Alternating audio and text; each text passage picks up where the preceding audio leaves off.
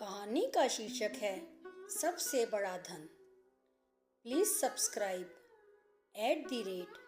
@सीमा मुदगिल। सबसे बड़ा धन। एक बार एक शक्तिशाली राजा घने वन में शिकार खेल रहा था। अचानक आकाश में बादल छा गए और मूसलाधार वर्षा होने लगी। सूर्य अस्त हो गया और धीरे धीरे अंधेरा छाने लगा। अंधेरे में राजा अपने महल का रास्ता भूल गया और सिपाहियों से अलग हो गया। भूख प्यास और थकावट से व्याकुल राजा जंगल के किनारे एक टीले पर बैठ गया। थोड़ी देर बाद उसने वहां 3 बालकों को देखा। तीनों बालक अच्छे मित्र थे। वे गांव की ओर जा रहे थे। सुनो बच्चों, जरा यहाँ आओ, राजा ने उन्हें बुलाया। बालक जब वहां पहुंचे, राजा ने उनसे पूछा, क्या कहीं से थोड़ा भोजन और जल मिलेगा? मैं बहुत प्यासा हूँ और भूख भी बहुत लगी है। बालकों ने उत्तर दिया, अवश्य, हम घर जाकर अभी कुछ ले आते हैं। वे गांव की ओर भागे और तुरंत जल और भोजन ले आए। राजा बच्चों के उत्साह और प्रेम को देखकर बहुत प्रसन्न हुआ। राजा बोला, प्यारे बच्चों, तुम लोग जीवन में क्या करना चाहते हो? मैं तुम सबकी सहायता करना चाहता हूँ। कुछ देर सोचने के बाद एक बालक बोला, मुझे धन चाहिए।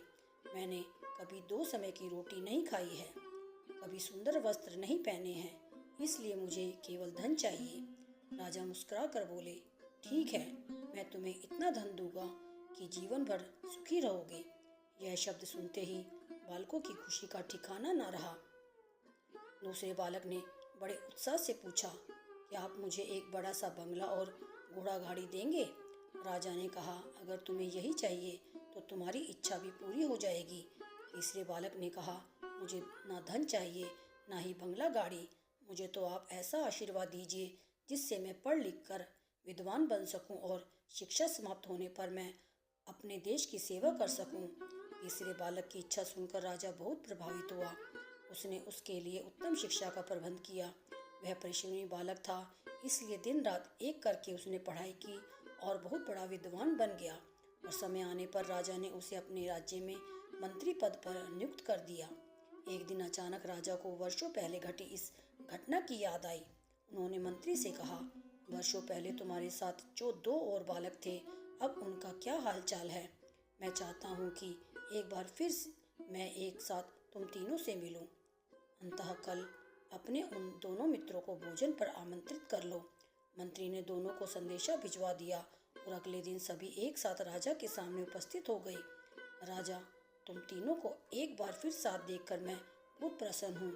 इनके बारे में तो मैं जानता हूँ, पर तुम दोनों अपने बारे में बताओ। राजा ने मंत्री के कंधे पर हाथ रखते हुए कहा।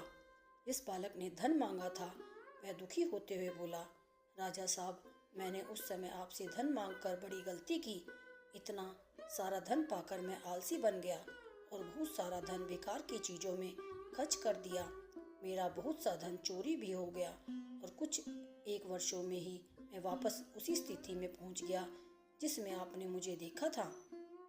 बंगला गाड़ी मांगने वाले बालक भी अपना रोना रोने लगा। महाराज, मैं बड़े ठाठ से अपने बंगले में रह रहा था, पर वर्षों पहले आई बाढ़ में मेरा सब कुछ बर्बाद हो गया और मैं भी अपने पहले जैसी स्थिति में पहुंच गया। उनकी बातें सुनने के बाद राजा बोले, इस बात को अच्छी तरह गांठ बांध लो। धन संपदा सदा हमारे पास नहीं रहते, पर ज्ञान जीवन भर मनुष्य के काम आता है और उसे कोई चुरा भी नहीं सकता। शिक्षा ही मानव को विद्वान और बड़ा आदमी बनाती है, इसलिए सबसे बड़ा धन विद्या ही है।